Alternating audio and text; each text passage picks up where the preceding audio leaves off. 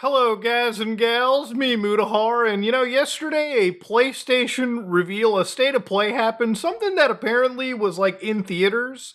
And I'll be completely real with you, ladies and gentlemen. We have had a system that has been released in 2020, so 6 years into the lifespan.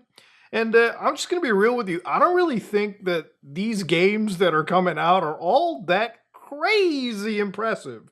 Now, I don't want this video to come across as like a totally negative thing. Actually, one of the things that I dread talking about with video games specifically these days is just talking about video games for actually what they are, as opposed to the culture war fighting that happens back and forth. There's a reason why I've talked less and less about a lot of games recently. It's not because I'm not a fucking gamer anymore. I love playing video games, all right? Bitch, I was playing some goddamn Left 4 Dead 2 the other day with the boys. We were playing this Resident Evil mod in the game, which like allowed you to fucking play the entirety of the first game in Left 4 Dead's engine. Totally crazy shit. But, I like playing video games. The reality of it is that I'm somebody that I feel like I'm living in the fucking like Twilight Zone, where it feels like everyone that I want to talk to about like video games is so like detached from it, and I'm just the only one that sort of sees everything for the repetitive nature that it kind of is. So anyways, yesterday, PlayStation had this reveal, and there was like a whole bunch of games they showcased, right? They showcased cool indie stuff like this Bancho the Chef. I played the Dave the Diver games. Love that shit. Absolutely wouldn't mind playing this masterpiece. I'm sure it's going to be a masterpiece. There was a lot of remakes, like a Tomb Raider remake. You had Rayman Legends being remade again. The last time Ubisoft made a fucking great platformer. She's going to redo that one again, ladies and gentlemen. There was some horror stuff. There was some marathon slop. But ultimately, one of the two games that kind of hit me in this list was one of them was this Marvel Wolverine. Now, ultimately, ladies and gentlemen, I loved me the Spider-Man games back when they dropped in 2017, 2018. I thought I thought Spider-Man on the PlayStation 4 was one of the best superhero games out there. Not even just superhero games, but like one of those open world experiences that you're just like ziplining through New York and yada, yada, yada. I thought that shit was awesome. So obviously, ladies and gentlemen, looking at things like Marvel Wolverine, it's one of those things where I feel like I've kind of played this game already. You know what I mean? Like, it really just feels like a reskin of Spider-Man. And then, you just put Wolverine inside it. Like, literally, the stealth element is sort of copy and pasted, in my opinion, from the original, like, Spider-Man. Spider-Man 2 was one of those games where, like, when I talked about it, I showed my disappointment. And I feel like a lot of people kind of talked about that game in this weird culture war lens, which is one of the things that I hate about it. Like, I hate talking about video games on my channel, and the whole discussion gets co-opted by people who, anytime like a woman shows up in a video game or a fucking minority, they always have to like fucking like they have to drop one of those like one of those, just like scream into the high heavens. Whereas, like, when I'm looking at a video game like that, I just think, man, it looks pretty. Like, Spider-Man 2 is a game that definitely looked prettier than Spider-Man 1, no doubt about it, if you played it, obviously, on the PlayStation 5. But the only issue that I really had was I already played the game back in, like, 2018. So obviously, looking at a game like Wolverine, obviously I'm sure this game will probably review really well. I'm sure a lot of people will pretty much enjoy it. I'm sure that this video might even get demonetized for the fucking decapitations that you're seeing in the gameplay. But ultimately, it really just feels like Spider-Man that I've already played, and by extension, that might as well kind of like extrapolate over to the Batman Arkham games that I've been playing since 2008, 2009? I feel like I've been playing the same superhero slop effectively for the last 2 decades of my life, okay? When I was a teenager, the superhero games felt the same, and when I'm in my 30s, yeah, sure, they look prettier, but ultimately, at the end of the day, it's like, why did I buy a PlayStation 5 when in reality, it really feels like the console itself has effectively just become the PlayStation 4 Pro at this point, right? Where, yeah, like games, it's a game that I played back in the PlayStation 4, except now, it looks definitely higher res. You got some ray tracing, obviously. Look at those puddle reflections. Looks just like fucking reality. And of course, 60 frames per second, obviously. You can never deny that whatsoever. Now, there was another game too in this list called God of War Lofi, which basically is a game that takes place in the God of War universe, and you play as Faye, Kratos' deceased wife from the first game. She kind of makes these appearances throughout God of War Ragnarok, and of course, now she has her own goddamn game. So ultimately, this is one of those games where, right now people are looking at this in the culture war lens.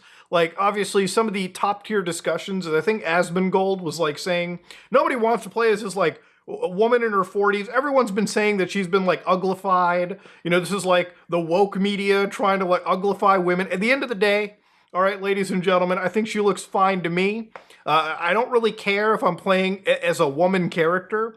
What I personally kind of have like a little issue in this is that when you look at the gameplay for this, it's already what I've seen with God of War. It literally is just God of War. I didn't even finish God of War Ragnarok. I got basically to the end of that game, but I had one problem, right? Like, I love God of War 2018. I really fucking love that game. I thought it was a pretty great title for when it came out.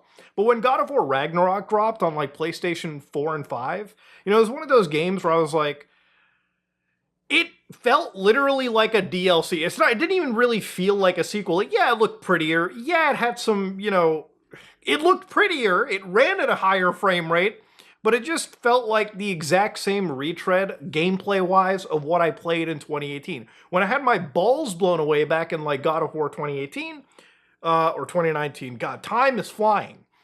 When I played Ragnarok, I was like, what I've seen here is what I've already been blown away by.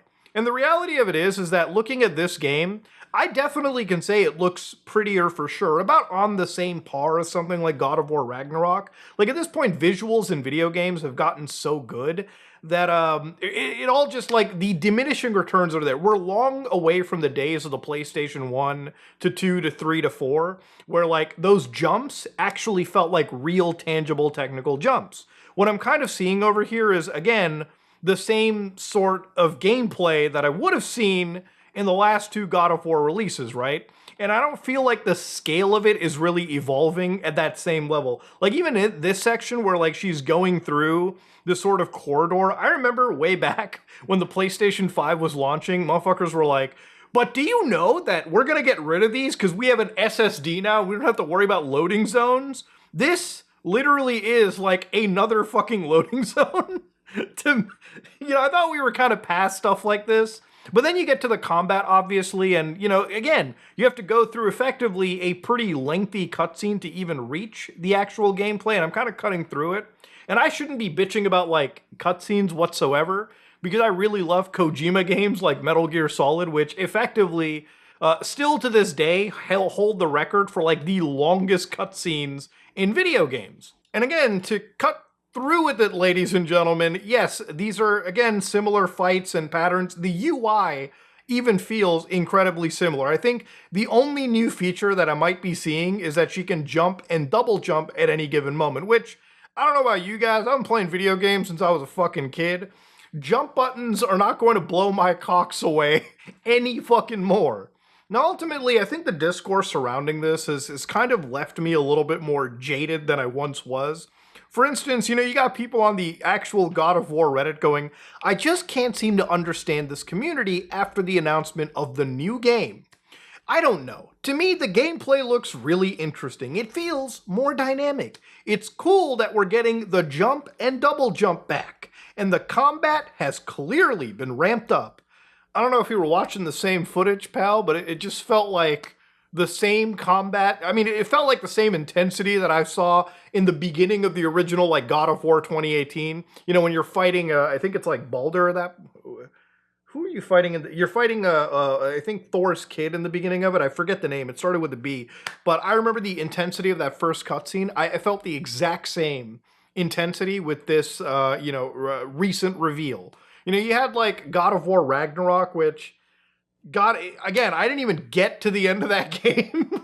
I think the furthest I actually got to that was when, like, I think it's Freya, she joins your team, and, like, you both are, like, sort of on, you're just mushing through the desert together, and I just sort of, like, tapped out of the game at that point because it felt so much like 2018 that I just got like burned out playing it. So of course, obviously, when you go back, it's like the story concept seems interesting, which I think is actually pretty agreeable. Obviously, I think anytime God of War kind of touches upon like any of these scenarios where you go into a new like nest of mythology to go beat the shit out of, that's pretty cool, right? Having so many different mythologies in one place sounds great.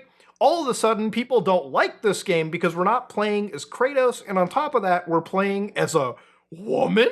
So this is what I'm talking about with like this whole gaming discussion, and when people bring like the whole culture war side of it. Not to say that it isn't a discussion point, because ultimately, if that's where we're discussing is video games, then I guess that's where the discussion is these days. But it just feels like, you know what I mean? Like when I say like I feel that I feel like I'm on a different fucking planet when it comes to like giving a shit about video games, where I don't look at the whole wokeness side of things. I just look at effectively what we've gotten in the span of basically 10 fucking years. I really feel like PlayStation is kind of had the worst this generation of gaming, right? Where like, PlayStation 1, like when I was growing up, tons of different types of games. JRPGs, wet dream. PlayStation 2, to me, was the best PlayStation generation that I think ever fucking existed, where you really just had the weakest system at the time bringing out the most amazing bangers. E-rated bangers, M-rated bangers, the amazing third-party support for the PlayStation 2 was so paramount that it, to me, is still the best gaming console ever made. PlayStation 3, we take for granted how amazing the PlayStation 3's like life cycle actually was, with how many games we got all the way from its launch to the very fucking end of that actual console's life cycle. The beginning of PlayStation 4, when that generation dropped, felt like, a lot of these game companies were kind of taking advantage of the hardware and pushing it to new limits. But it feels like with PlayStation 5, we're at this sort of like point where the games feel as if we have not matured or evolved gameplay-wise past anything that I've seen in the PlayStation 4. And that's just kind of where we're at. Like, yeah, the games look sharper and they run faster because the hardware has gotten better. But I don't think we've seen any fucking game, at least I haven't seen any game that justifies this new console generation that just keeps getting its prices increased every so often. And again, that's totally out of the realm of what Sony, Microsoft, and Nintendo want, because, the AI bros have kind of jumped into our fucking land and pillaged it all the way through. But when it comes to the whole gaming side of things, right, like, to me, the only game that I'm actually genuinely really excited for this year that kind of shows me it's worthy of a new generation is like Grand Theft Auto 6. And, if Grand Theft Auto 6 literally looked exactly the same as GTA 5 with the world simulation, NPC count, the amount of, like, if it looked like a place, if it played, if it felt, if it ran, if it looked, if the technical demonstration was like GTA 5 levels after how many years of us playing that game, I wouldn't be excited. I would actually be so sorely disappointed with GTA 6 that I would just, I would fucking lose it. I'll be honest, I'd fucking crack. Simple as that. But that's the only game where, like, from trailer 1 all the way to trailer 2, the 2 trailers and the screenshots we've gotten, looks to be a game that's genuinely technically impressive. And I'm not just talking about graphics wise, I'm talking about the NPCs on screen, how the NPCs interact with each other, the fact that you can look at the entirety of Vice City and still see vehicles load in to the distance, shows me that the team behind that is actually putting together a game of a generation almost, right? And maybe it's me hyping myself up, but I don't really see any other game that matches that quality released from any other developer or publisher out there. And, even from Sony, right, where they're putting so many of these games into this, like, movie basket where it feels like if you put Wolverine and God of War next to each other, it almost would confuse you. You'd almost feel as if you went to a generative AI and told it to, like, spit out third-person action-adventure gameplay at you.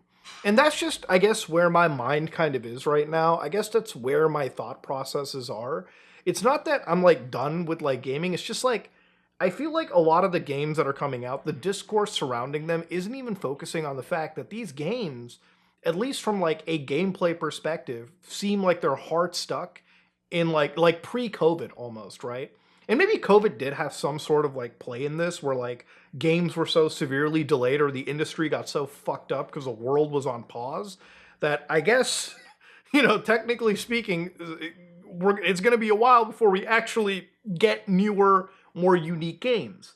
And who knows even when that's going to happen, because when you have hundreds of millions of dollars that you're pumping into something, are you going to play it fucking safe? Or are you going to make games like, are you gonna make like that one game that is like a labor of love that is gonna be a complete market loss? Especially in an industry where even if you make like a fucking 10 out of 10, this God of War game, if it's like a 100 on Metacritic, absolutely sells gangbusters. You know damn well Sony is still gonna lay off hundreds of developers from Sony Santa Monica Studios, and that's just the reality of the situation. But yeah, I don't know, man. Like, I've been thinking about this kind of like all throughout yesterday. Like, I watched State of Play with my friends, and even my friends, it was all like, we're excited for the indie stuff, and generally we are positive, but none of us were as blown away with the technical showcases of these games as we were like back in 2018, 2019. And I think that's really kind of the story, right? Like, PlayStation 5 has been it's like that generation that I feel in like 10, 15 years, if a gaming crash doesn't fucking happen or something, that we'll look back at and say, that's where like, I think we hit the pause button. That's where I think innovation kind of chilled out and the whole like movie era of Sony games sort of came out. And that's just kind of where we got hard stuck for a little while. You know what I mean? But anyways, yeah, ladies and gentlemen, I don't know. That's just kind of where my mind is. I guess the other thing that I could say too is like, even when it comes to the games that I think are really great, games like even Resident Evil Requiem or Elden Ring, for instance, which I platinumed like a week after it came out. Those are games that I look at and say, yeah, it's something that I already played back on the PlayStation 4 in some capacity with things like Bloodborne or Dark Souls 3, except here I have obviously that open world. An open world that also was coincidentally running on last generation systems anyways too. I feel like we're just hard stuck somewhere, and I don't know. Everyone gets so caught up in the culture war fucking argument for video games, and I just feel like I'm like the one guy or like the few nerds that are out there looking at video games and thinking, yeah, nothing here genuinely feels like so technically mind-blowing, right? Like, yeah, sure, they visually look better, but gameplay-wise, if you put God of War 2018 next to this new God of War that they're, releasing, or if you put, Spider-Man or Spider-Man 2 next to Wolverine, are you going to see a fucking massive difference other than, the different characters? Like, is that, like, that's kind of where I'm at, I guess. But ladies and gentlemen, if you like what you saw, please like, comment, and subscribe. Just like it if you dislike it, I am out.